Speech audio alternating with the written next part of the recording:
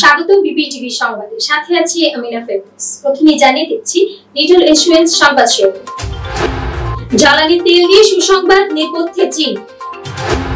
বিচারের আগে আওয়ামী লীগ নির্বাচনে অংশ নিলে প্রতিরোধ করা হবে বললেন হাসনাত। তারেক রহমানের দেশে ফেরা নিয়ে যা বলল যুক্তরাজ্য।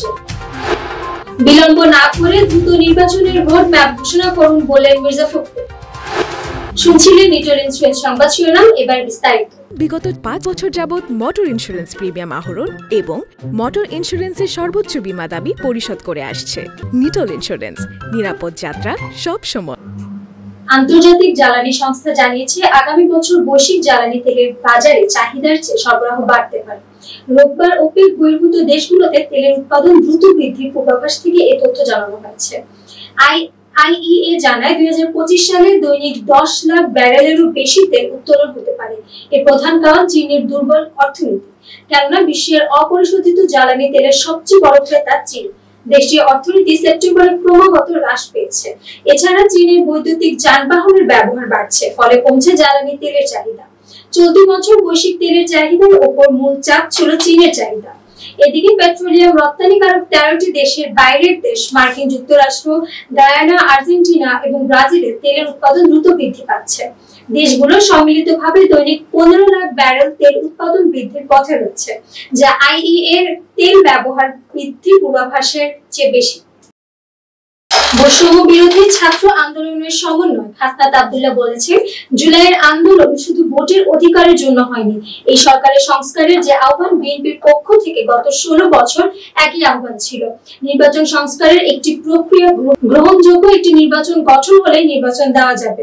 সংস্কারের মধ্য দিয়ে আমরা নির্বাচনের দিকে যাচ্ছি। বিএনপি, ছাত্র আন্দোলন ও বর্তমান সরকার বেশি পার্থক্যের জায়গায় নেই। সরকার লন্ডনে থাকা বিএনপির ভারপ্রাপ্ত চেয়ারম্যান তারেক রহমানকে দেশে ফেরাতে চাইলে ব্রিটেন সহায়তা করবে বলে জানিয়েছেন যুক্তরাজ্যের প্রশান্ত মহাসাগর বিষয়ক প্রতিমন্ত্রী ক্যাথরিন ওয়েস্ট। রোববার সকালে পররাষ্ট্র উপদেষ্টা মোহাম্মদ তৌহিদ হোসেনের সঙ্গে বৈঠক শেষে সাংবাদিকদের এক প্রশ্নের জবাবে কথা জানান তিনি। ব্রিটিশ মন্ত্রী বলেন, বাংলাদেশের গণতান্ত্রিক ভবিষ্যৎ নিয়ে আলোচনা হয়েছে পররাষ্ট্র উপদেষ্টার সঙ্গে। এছাড়া বাংলাদেশের গণতন্ত্র ফেরাতে ডক্টর ইউনূস রূপরেখা ঘোষণা করবেন বলে আশা ব্রিটেনের। সেই সঙ্গে রাজনীতিতে সব দলের জন্য লেভেল প্লেইং ফিল্ড প্রত্যাশা করে যুক্তরাজ্য। 2007 সালের সেনা সমর্থিত তত্ত্বাবধায়ক সরকারের সময় আটক হয়েছিলেন তারেক রহমান। নির্বাচনের রোড ম্যাপ দ্রুত ঘোষণা করা হলে অনেক বিতর্কের অবসান হবে বলে মন্তব্য করেছেন বিএনপির মহাসচিব মির্জা ফখরুল ইসলাম আলমগীর। তিনি বলেন, এই অন্তর্বর্তী সরকারের কাছে আমাদের অনুরোধ, আর বিলম্ব না করে যত দ্রুত সম্ভব একটা নির্বাচনের রোড ম্যাপ ঘোষণা করুন। সেটি খুব জরুরি এই মুহূর্তে। শনিবার বিকেলে ভাসানী অনুসারী পরিষদের উদ্যোগে আয়োজিত এক জনসভায় প্রধান অতিথির বক্তব্যে মির্জা ফখরুল এ কথা বলেন। মাওলানা আব্দুল হামিদ খান ভাসানীর 48তম মৃত্যুবার্ষিকী উপলক্ষে কেন্দ্রীয় শহীদ মিনারে এই জনসভার আয়োজন করা হয়। সংবাদ শেষ করব, যার আগে শিরোনাম জানিয়ে দিচ্ছি আরো এক। জ্বালানি তেল নিয়ে সুসংবাদ, নেপথ্যে চীন।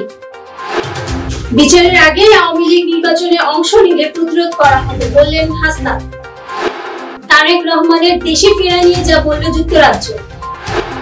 বিলম্ব না করে দ্রুত নির্বাচনের রোড ম্যাপ ঘোষণা করুন বললেন মির্জা ফখরুল। বিবিটিভি সংবাদ এ পর্যন্ত। সর্বশেষ সংবাদ জানতে ভিজিট করুন youtube/bbtv এবং ফেসবুকে লগ ইন করুন facebook/bbtv। এছাড়া আমাদের ওয়েবসাইট ভিজিট করুন www.bbtv.news। এতক্ষণ সঙ্গে থাকার জন্য ধন্যবাদ।